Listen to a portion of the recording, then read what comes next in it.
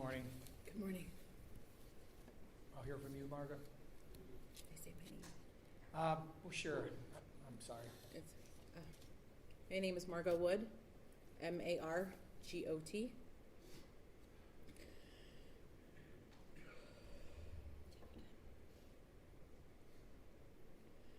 I watched my son take his first breaths when he was born, and I watched him take his last in my arms, covered in his blood.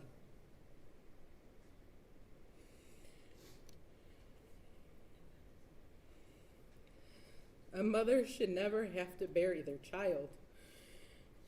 A mother is supposed to go first, not her children.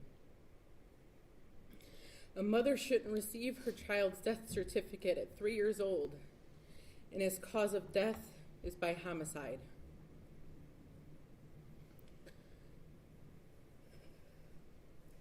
That woman murdering my son replays in my head every single day. It is my living nightmare.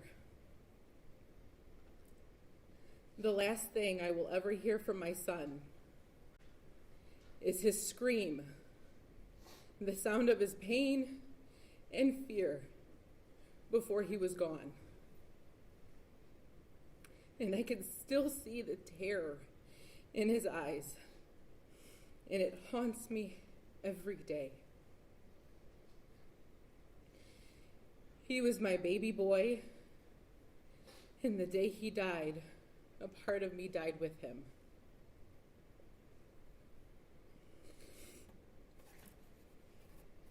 My older son has autism.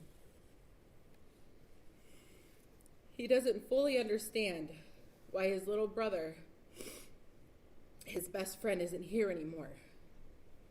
He asks us about heaven and if we can just wake up baby Julian so he can come home and be here with us. He thinks if he goes to the hospital, he can go and see him. When his dad goes to run an errand or leaves for work, my son worries that he won't come home.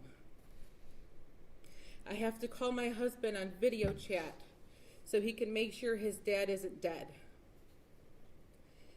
The days Jared and I were here for trial, he thought we both died. So my aunt and my mom had to reassure him that we were okay and we would be home later. When his friends or teachers at school are absent due to being sick or having appointments, when they come back, he runs to them and gives them a big hug and yells, "You're alive."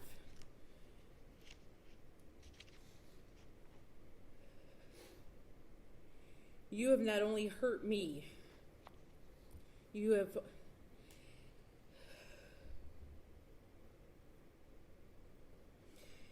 not only taken away my youngest son, you have caused trauma to my other children. My daughter was only 2 months old when she killed my sweet boy. Julian gave his sister all the love and affection a big brother could ever give in that short time. Coming home from preschool, he would take off his backpack and run to give her a big hug and a kiss. He helped with bath time, stood next to me during diaper changes, and would help with giving her a bottle. They were like two peas in a pod, Velcroed together. Wherever she was, he was right next to her. My daughter is 18 months. And now she only knows going to the cemetery to see her brother. She will never get another hug, a kiss, or a cuddle from her older brother. He is now just her guardian angel. She will never know how much he loved her and how happy he was to see her when she was born. Only the stories that we tell her.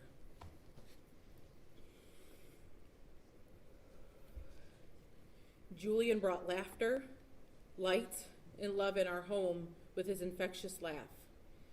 He helped with my oldest son in so many ways with communication and play. Our home isn't as loud and chaotic anymore, not the way it used to be. There's no one playing with dinosaurs and chasing around his big brother with them. My boys aren't wrestling in the living room and dancing to the Minions movies. There is no one dressing up for Halloween as a dinosaur.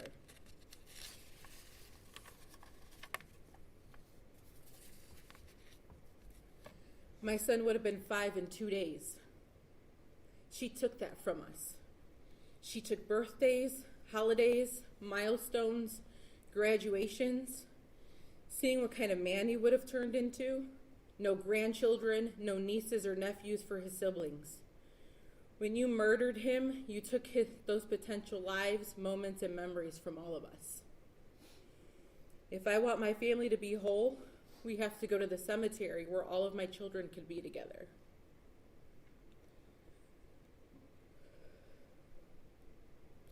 My oldest doesn't like going because it makes him sad.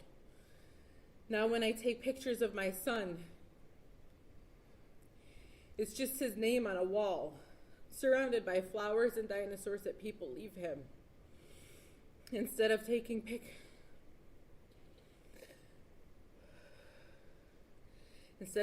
photos of him making funny photos, cute smiles, or laughing pictures. I hate you with every fiber of my being. Because of you, I live in constant fear. For months, I couldn't leave my home.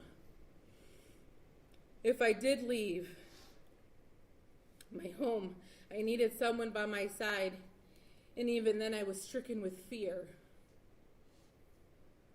I don't take my children to the store by myself anymore because I fear something might happen.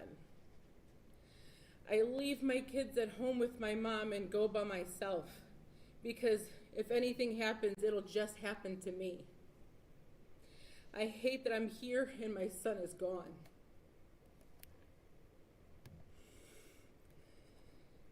Just because you have a mental illness doesn't mean you can use that to justify you murdering my son.